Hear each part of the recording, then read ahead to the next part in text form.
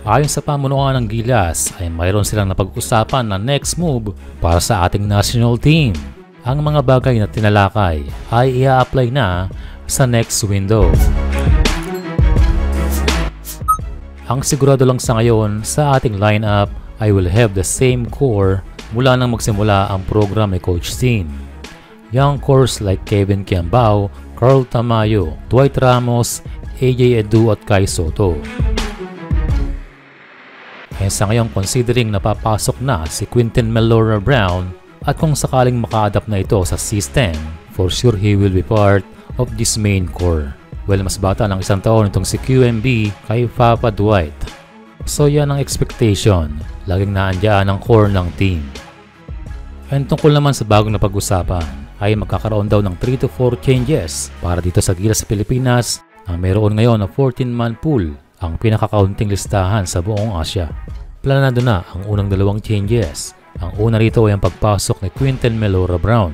Sa interview ni Coach Noli Iyala, ngayon pa lang ay sinasabi ni Coach na fit sa triangle system si QMB. Yes, big one is a pivot sa triangle, kaya importante si QMB and hopefully ay matutunan niya ang buong playbook ng ating koponan. And dahil na rin sa kanyang pagpasok ay mayroong lalabas pero hindi pa ito pinapangalanan. Ang ikalawang siguradong changes ay ang anticipation sa pagbabalik ni Kai Soto.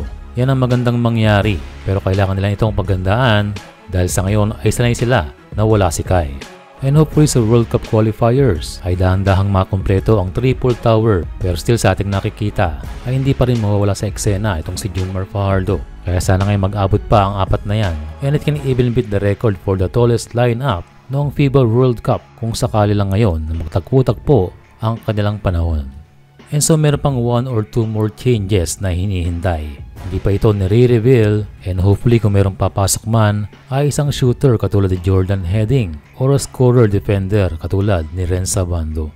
But again still ay wala pa rin kasiguraduhan dahil sa nangyaring interview ay imposible raw umabot ng 6 hanggang 8 players ang maaaring pumasok sa pool dahil naniniwala si Coach ang mga nasa Gilas pool ay still the best athletes para sa Pilipinas. But for now ay malaking bagay na ang pagkoconsider ng SVP na magkaroon ng changes. Changes dahil we need to change kasi scouted na ang ating mga players. And at the same time importante na mabigyan din ang pagkakataon ng iba dahil loaded ng talent na mga naghihintay na tawagin ng Gilas Pilipinas.